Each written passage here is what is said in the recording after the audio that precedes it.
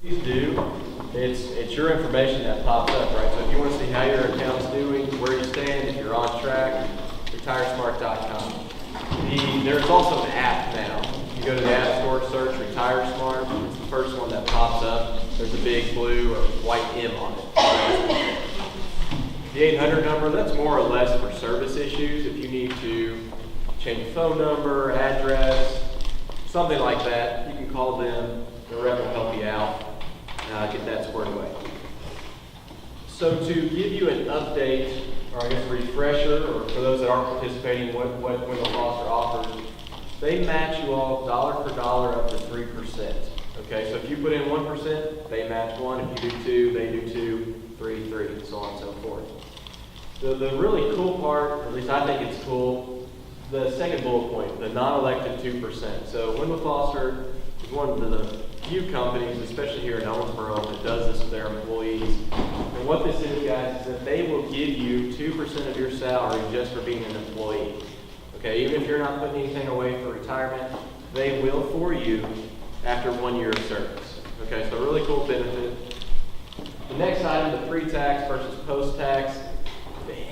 I struggled with that without getting into the weeds here. So if you think that in the future, in retirement, taxes might be an issue for you, let's talk and see if we need to do one or the other, okay? And then just keep in mind that there's no loans on the plan. An illustration of what this looks like, right? This is more or less for people that aren't already participating. Simple example, if you make $10 an hour, you work 40 hours a week, and you put in 3%, right? So you'd be looking at $12. Not going to break the bank for most people, but look what Wendell Foster would do for you, right? You put in 12, they're going to put in 20. So on a bigger scale, right, it can add up pretty quick. Don't pass up free money, because who here doesn't like free money? Okay. And last but not least, it's never too late to start, right? Obviously, the earlier you can start saving, the better you'll be in the long term. But even if you wait a few years, even if you're doing a little bit at a time, it's going to add up. It's going to give you a decent retirement. Just start, okay? And I guess the last thing is on the back table there are sign-up sheets. I'm going to be in next week for one-on-one appointments. If anybody has questions, needs to change anything with their plan, just wants to see where they are, how they're doing, feel free to sign up. It's not mandatory. If there's a time or a day that is the only time that you can meet and it's not on there, just let myself, Wes, Blair, whoever know, and we'll make sure we get your questions answered. Okay? All right. Good day. Thanks, sir. And again, those sign-up sheets are in the back. After today, they will be available in Blair's office. It's not mandatory, but if you do want to talk with them one-on-one about your plan, that's how you can schedule for them. All right, so to get this ball rolling, we're going to talk about rights, abuse, and neglect. And I know we have this in service every year. I'm trying to shake it up a little bit, so let's see. Here in the United States, we know that everybody has fundamental rights. I think we can all agree on that. We also have rights for people that live here, patient rights. And the reason we have patient rights is when people live in any kind of system, it's very easy for their rights to be taken away from them.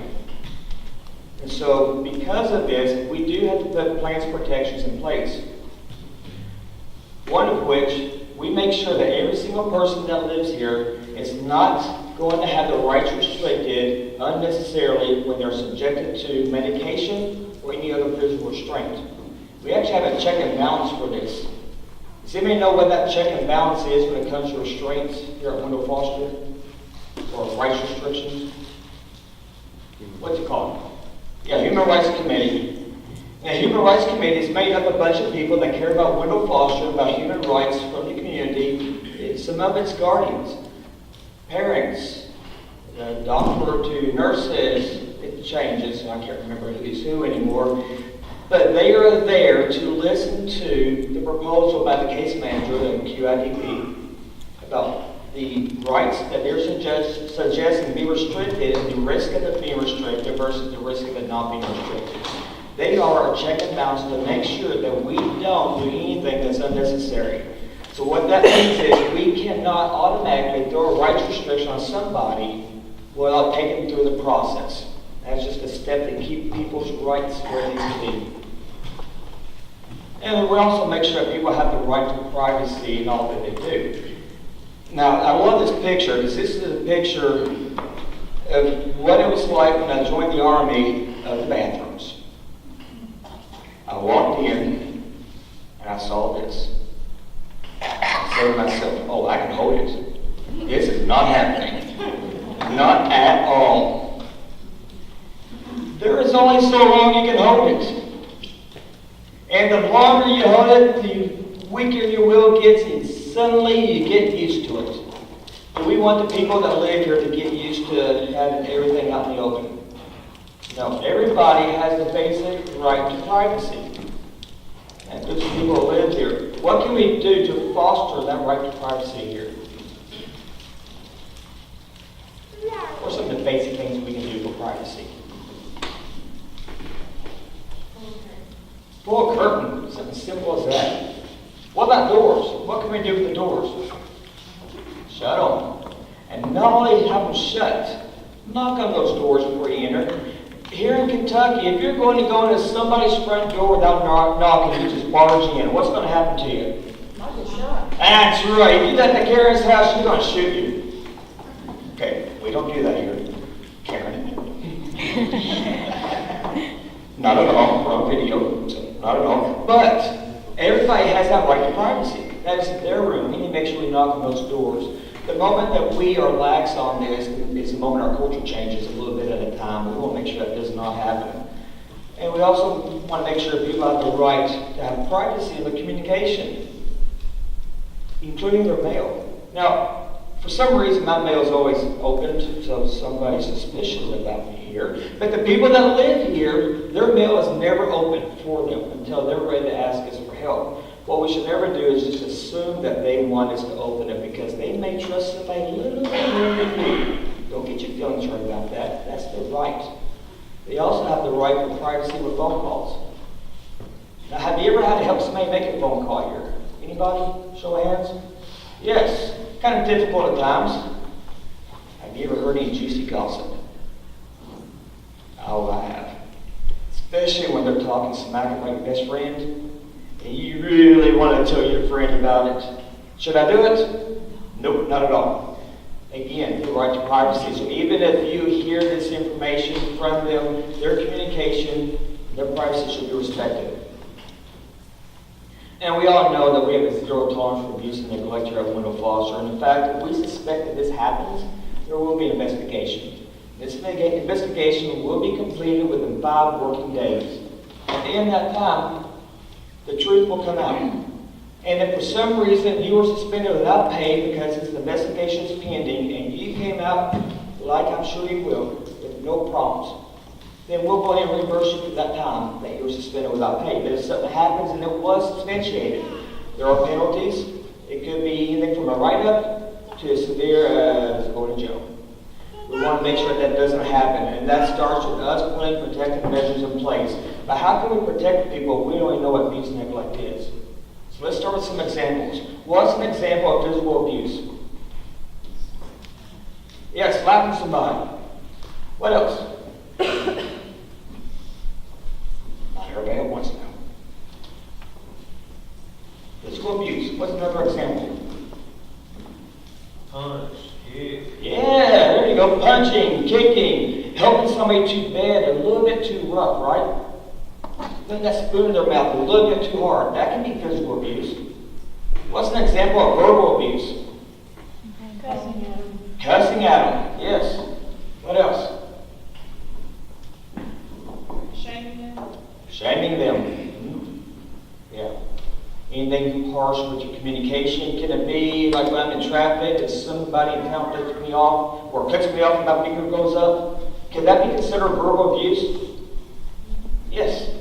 It is what is written, what is spoken. It can be on Facebook, it can be on email, anything. It has to do with communication. And then we know what sexual abuse is, but we need to remind ourselves that the population that we serve are very vulnerable to this.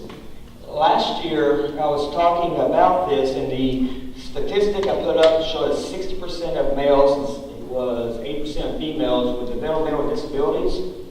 have been sexually abused more than once in their life. And then I've done some more research since then and found out with that statistic that the number actually goes up. Because it doesn't take into account that only 30% of the population that's been abused have actually reported it. And it also doesn't take into account that of that population, there's a significant majority that do not speak with words or cannot convey what's happened. And again, it only represents people that have been abused more than once. It doesn't take into account that one time.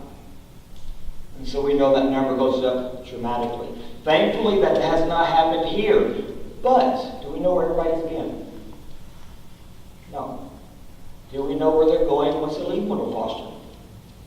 So the best way to protect them when it comes to this kind of stuff and any abuse and neglect is to make sure that with active treatment that we teach people that they have rights, that they have value, what's appropriate, and how to say no. And that if something happens, how to report it. That should be one of our biggest goals here. Because how can we empower people to realize their dreams and potential if they're being subject to abuse all the time? So part of our job is to make sure we teach people. And then we have psychological abuse. What are some examples of this one? You may know. Not being bullied. Can that be psychologically abusing? Or telling somebody that if you don't settle down, I'm calling your mom. Telling that to a man who's in their 50s, and maybe we're in our 20s to 30s, get in a demeaning way, can that be psychologically abusive? Yeah, it can be a lot of things. You see, growing up in kindergarten, we hear about this, sticks and stones may break your bones, your words will never hurt me. That was a lie. Words hurt. In fact, there's been recent studies that show with MRIs that, especially when people are younger, but all throughout their life, that the more negative words that are put into their brain, it actually physically changes the makeup of their brain. Parts of the brain gets bigger, parts of it get smaller. That's what we call brain damage, and it's caused by words. And so we need to be very careful with all staff that are here and staff that come into our culture that we prevent this from happening. Now, what is neglect? Who knows? Absence of services to maintain the health and welfare of the person. Dang, it's like you taught this before, Donna. Absences of services. Can it be unintentional? Oh, yeah. So you have intentional and unintentional neglect. Maybe it is an absence of services from being rendered. And what is exploitation? Improves of the person's abilities or finance. That's right. That's when somebody's being taken advantage of to use for personal gain. So if I work tonight and I'm cold, but I know Andrew has this really nice warm hoodie, can I just go into his closet, take the hoodie out, put it on, and wear it? No, that is exploitation. But what if Andrew and I go fishing, and my phone's dead, and I just want to call my wife, tell her I love you, so he has his phone. Can I use his phone just to do that? No. That's exploitation. But what if I asked him? If I ask somebody who has an intellectual disability, if I can use their property, and part of my job is to be a direct support professional, should I take their permission to heart and say, I can now use it? Not at all. It means I've taken advantage of it. So when that happens, we need to make sure that we correct ourselves and correct our co-workers, or you can have the consequences, which is somebody reporting it. And when it's reported like that, you need to report it to your supervisor, your nurse, anybody that can do something about it when you change command. That does not mean you gossip about it. Because if you gossip about it, will anything good come from it? Will it stop it from happening again? Not at all. We'll make sure we take care of it as quickly as we can. That does not mean I will leave somebody in the bathtub with it up in the air and go report it, because what happens then? I'm in trouble, right? Or neglect. So why do you think people with disabilities are at greater risk of abuse and neglect and exploitation? They're dependent on others. They are dependent upon others. And not everybody has a good heart, right? So again, I want to really emphasize that part of our job for prevention of this happening is to teach and empower people and make sure they know that they have rights, they know what right and wrong is, that they can say no and how to report it if they've been subjected to this. Because we are an ICF facility, intermediate care. Our goal is for people to live in the least restrictive environment, which means we may not always be there. So we need to train them, teach them on how to stand up for themselves. All right. Now, you know I love disasters. We're going to talk a little about tornadoes. And I'm glad Eric just walked in. He's not from around here. He's going to get to know what these sirens are very quickly. You're going to hate this. These sirens are annoying. I was at a meeting at Grad the other day. We had an Indy Ball with EMA there. We were talking about the sirens. Why do they just randomly shut off and kick back on in the storm? None of us had any idea, and he told us that they are pre-programmed to run for a certain amount of time and shut off. When they shut off, it does not mean the threat is over. It just means they were programmed to shut off. If they kick back on again, it means that there's a new threat that you have to be aware of. Take shelter from.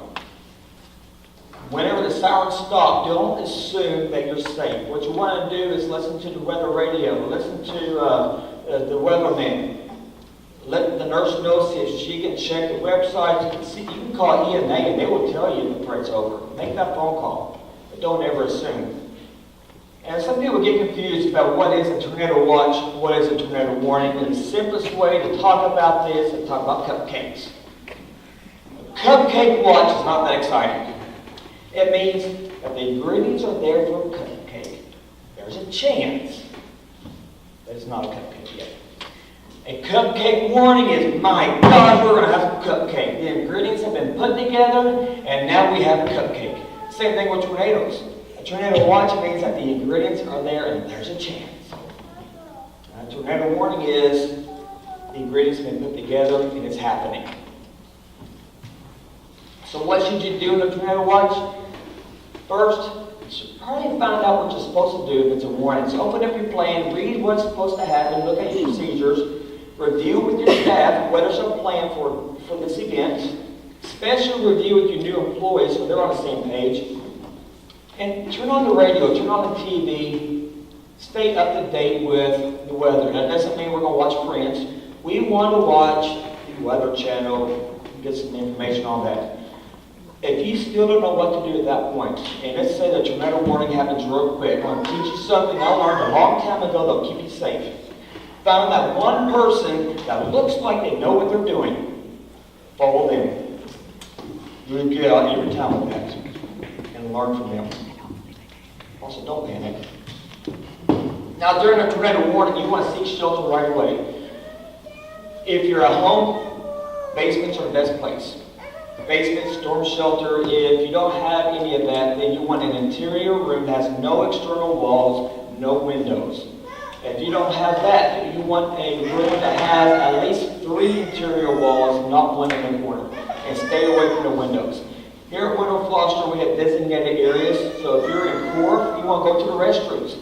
Those nice, newly renovated restrooms, you go in there, hang out until everything's safe. Don't forget the people receiving services, make sure they go with us. And if you're over in the Elmer building, you want to go to what we call the basement, or I call it the dungeon, or where Jennifer Housley's office is. We're going to pack it in there until it's safe, because you're underground right there. And in the ICF, you don't have an interior room, but you have the restrooms. And these restrooms have 2 half walls that will protect you from the exterior walls. So what you want to do is make sure everybody stays behind those walls and nobody's in the middle. Don't put anybody in that limited closet because that can be traumatic for people. And you're going to shelter in place right there. Now, every workstation has medical kits available, emergency kits. I'm doing my best to try to update these, check them regularly. I'm still working on it. But what you want to do is make sure that somebody has access to these kits. Lay hands on it. Does the flashlight work? Do we have batteries? In the ICF, there's been some confusion. There are 4 bathrooms in each cottage, and we only have 2 kids. So don't expect for one to be in each bathroom. It's not going to happen. And don't panic. Now, what you don't want to do for tornadoes happening is to hop in your Ford and try to outrun the sucker, because it's a Ford. A Chevy, you'll probably have better luck. Go for it, but don't do that with a Ford. And, all right, I'm going to pick on you, Donna. If you end up on the news about witnessing a tornado, please don't call it a tornado. It's not a tornado. I hear this on the news all the time with people. It's a tornado. It's not a tornado. It's a tornado. And don't panic. I pick on people. Thanks, Donna. All right, now let's see. Once this is over, all clear's been paged. It's going to be paged by a nurse on duty or somebody in that chain of command. But again, verify that we're safe and in the clear. If you're in any doubt at all, call the local EMA office. Anytime the storm sirens are going off, they are in their command center and they will answer your phone and tell you, are we clear for your area? So it's always good to have their number on speed dial. That's what they're there for. And don't forget at home, have an emergency kit for you, especially for storms. You want flashlights, candles, lighters, bourbon. It might be a long storm. It's medicinal, right? Unless you're under 21, which you don't know. But have what you need to weather the storm. And don't forget with your children, have games for them to play, coloring books, all that good stuff. After the event's taken place, the building you're in, it may not be safe. Check it out. If it's not safe, you're going to do a horizontal evacuation to a different building. That would be probably somewhere like the Young Building. It could be Elmer Building, but somewhere where people can be safe. And right away, you need to call the vice president of that department. So if it's Corf, call Sandy. If it's the ICF, you want to call Sarah, along with the CEO. They will be notified right away so we can put plans in place. Any questions on tornadoes? All right. Now, who knows what elopement is? What is it?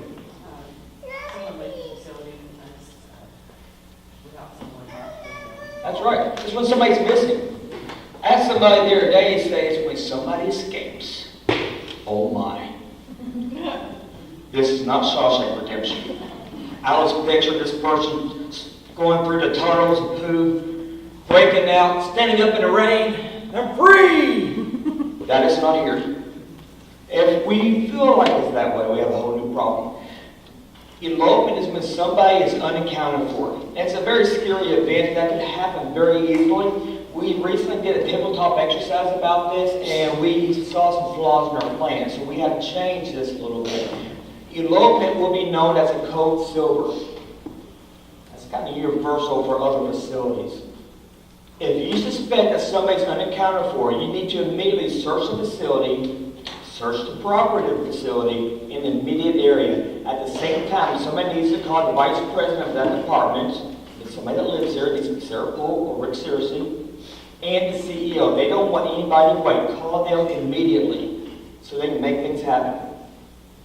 If that person is not found in 60 minutes, by that time, 911 will be contacted, and we will tell them that we have a missing person, and we will share all relevant information, including face sheets, behavioral considerations, medications, anything they need. We will work with them closely with it. If this is at night, we're going to turn on all external lights with the hope that that brings them back to window foster. And we're also going to make sure while we work with law enforcement, search and rescue, that we use common language. Because at window foster, we have our own language here, don't we? And if you leave window foster, you'll find that nobody knows what an ICF, MPW, SCL, all this stuff is. So we use common language. That's what part of the ICS is. At this time, we're also going to question every single person who's worked with this individual the day before, the day of, to find out if they give any clues about the whereabouts, where we think they might be. And we'll pass that on to search and rescue. And we'll remind staff about our social media policy, because this can be dangerous. Why could it be dangerous if we share this information on social media? Who knows?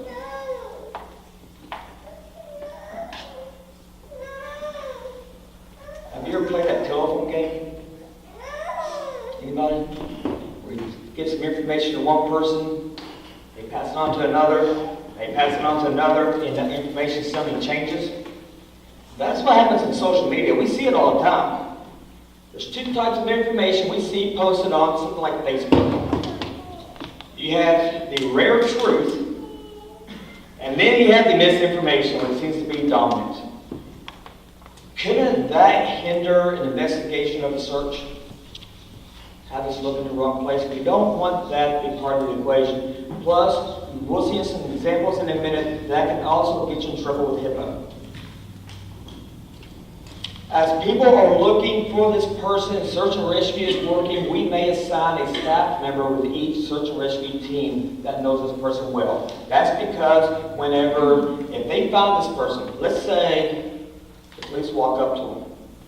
We don't want them to get scared and run for cover, right? We want to make sure that they have somebody there they can relate with, that they know, that they trust, so that we can help them without them getting scared. And so if you're part of that working instructions of what to do, that you may be helping out with search and rescue teams. Another thing we're going to do is make sure a member of management is assigned to each duty station at that point. Because I know you're like me, you love the people that live here. And if somebody's missing, I know I can find them. That's just headlines. You know you can find them, right? And if it's in one cottage and we all think that I can find them, we're all going to need to look. We're just going to take care of the people who live here.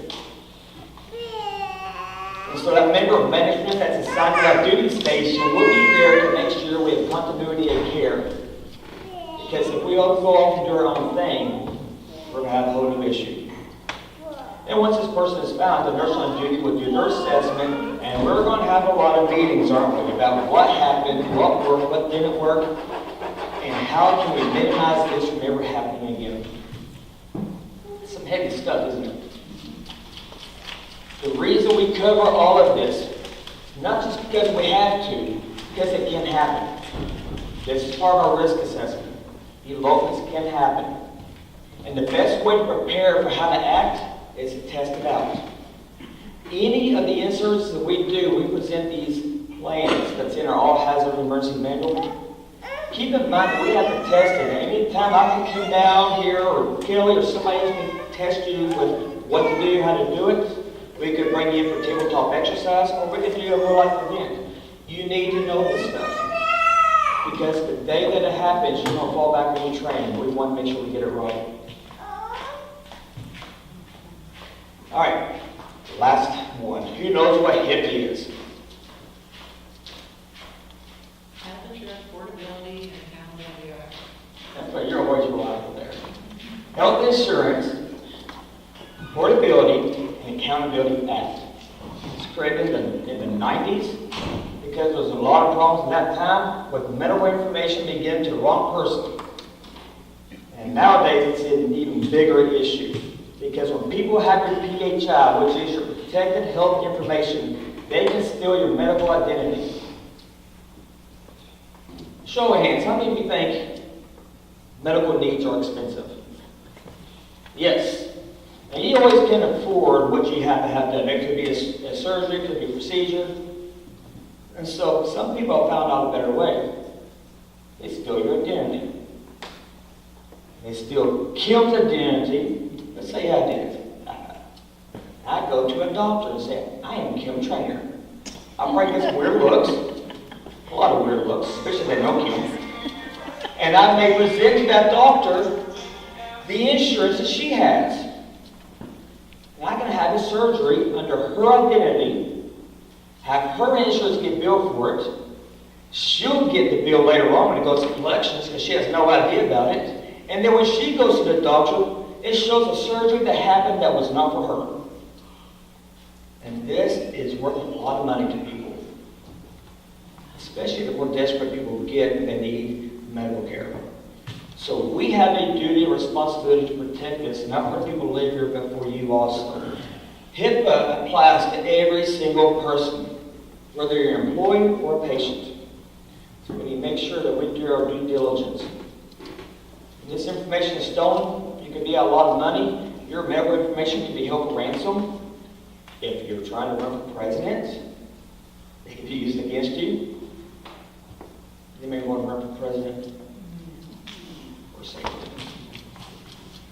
Now, we can't minimize breaches from HIPAA from occurring. Anybody have any ideas of how we can do this?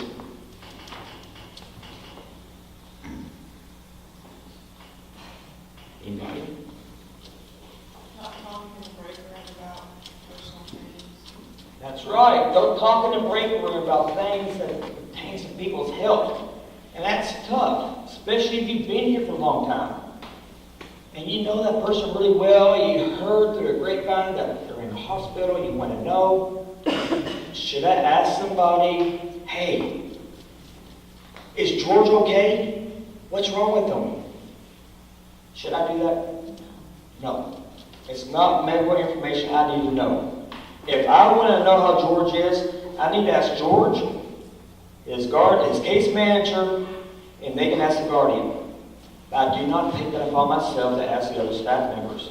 And as a staff member, if I'm asking about George, you know I should not know this information. Gently, kindly, please remind me about HIPAA. I say gently. Don't hurt people's feelings about it. Don't be a jerk about it. Remind them that, hey, you cannot be a part of any HIPAA breaches. Hey, just remind them. They know. They understand. Also, make sure that we are cautious with phishing scams. Does anybody know what phishing is? Not fishing for fish, but what is phishing? Has anybody ever got that email like Prince? He says, hey, you are set to inherit $10 gajillion. Not 10 million, gajillion dollars. Has anybody responded to that guy? Because he will not write you back. That guy who started that scam, and everybody involved with him, thousands of dollars every day because people are falling for it. If you ever get an email from any entity, any business asking you to click on a link, don't do it. Go directly to the website, contact them that way. Trust me, Netflix is not going to email you to say that your payment was declined. You just won't be able to log on to Netflix. We'll figure it out that way. If they send you an email, it's not them. Some ways you can identify if it's a phishing scam is to see if anything's misspelled in that email. I had one once where they misspelled FedEx. It's like they weren't even trying. Come on now, it's FedEx. It happens. The IRS is not going to email you to tell you that you are behind on your taxes and they're about to call 5-0 on you. It doesn't work that way. Not at all. They'll just take your money, your paycheck. So make sure you're very careful of that. Also, be mindful that any portable storage device for information is a great risk. Thumb drives should not be brought to window closure from the outside and plugged into computers. Neither should cell phones. What few people know is becoming more mainstream now, as the word's getting out there, that these devices that are made in mass production over in China, they are actually purposely made with a small virus on there. You plug that sucker in, it steals your information. It's a keystroke logger. And they record all your keystrokes. And then as soon as it's hooked up to the internet, it sends it to somebody who takes this information. There's a huge database out there where people are selling this stuff. That includes your phone. Your phone has this on there. Believe it or not, it came out about 2 years ago. All military equipment has that same problem. We're working on fixing it right now. Anything that has a microchip that came from overseas has this problem, which is virtually all of them. So do not plug those into a computer here at Wendell Foster. If you need an external storage device, you need to go to Scott Sloan. He will give one that he approves, and you will have to jump through some hoops for it. Because even if it's a clean device, how many times do we lose things? I've had my information lost or stolen 3 times by the VA now because somebody cannot keep up with the different laptops. 3 times. How you lose that many laptops, I have no idea. But if it happens once, it can happen multiple times. So we'll make sure we're very careful with these removable storage devices and phones. This is an example of a phishing email I found. There's many multiple ones out there. Just know that if you click on a link like that by accident, you suddenly realize you shouldn't have done it. Grab the cord to your computer and yank it as hard as you can to unplug it right away. And then immediately call Scott Sloan. If he's not here, have somebody call him at home. Because we have to put protections in place.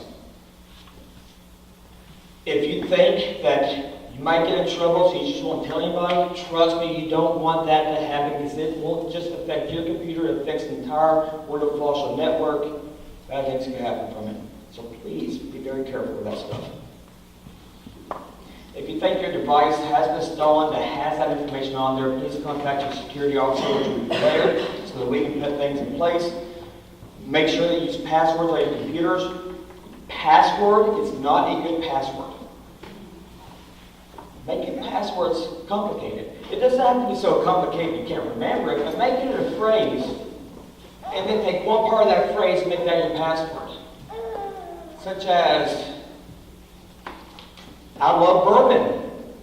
Take that phrase. The password could be, I love. Easy enough to remember, right? Don't steal my password. But come up with a phrase that you know about, that means something to you, and come up with your password from that. It's very helpful. Because nowadays we require lots of numbers and characters and certain amount of letters. If something happens and you are part of a HIPAA breach, just know that it could be life-changing for you. You can lose your job, you can go to jail, and pay thousands of dollars. In fact, here's some examples. This is a doctor that the state of the guy was trying to revoke his license. And it's not that he did anything, it's because the patient billing, when they were sending out bills with the billing code, they were also attaching with it protected health information that he wasn't aware of. But when they found out through lawsuits, it sounded like he's the one responsible for it. That's why we need to make sure we follow policies and procedures.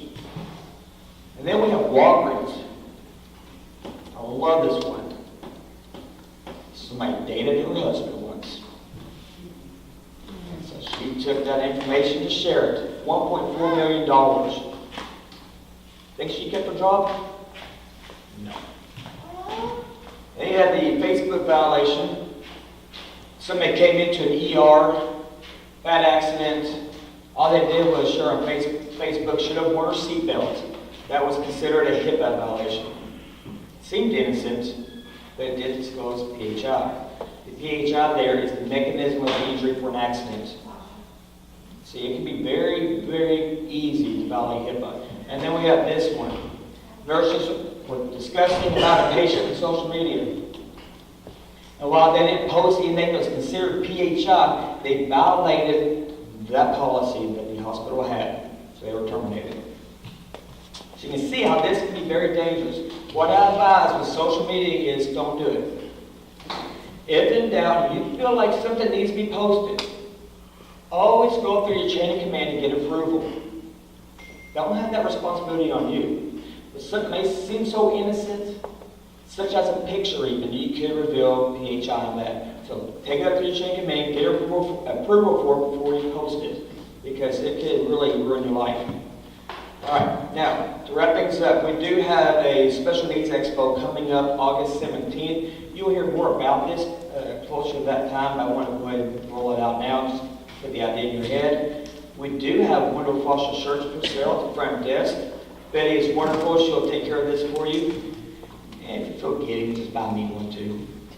And we have a First Responders Barbecue coming up, July 25th. We need 10 to 15 volunteers to help us put this on. This is our way of showing the first responders, I'm talking EMT, EMS, firefighters, police, it's our way of saying thank you to them. Please help us volunteer. You might be able to talk to them about a free sandwich, so that's good too. Everyone likes free food. I do have a short video for you of the half marathon we just hosted.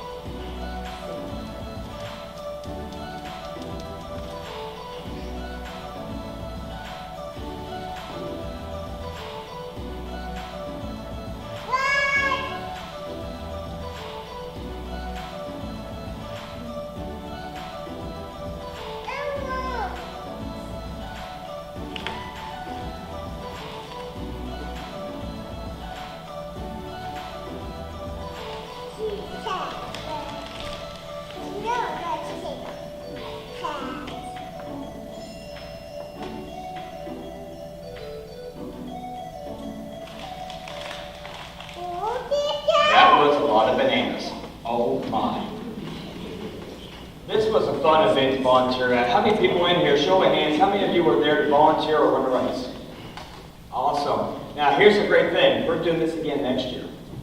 And it's going to be bigger and better than it was this year, which means we need more volunteers. So this is your opportunity to be a part of something huge.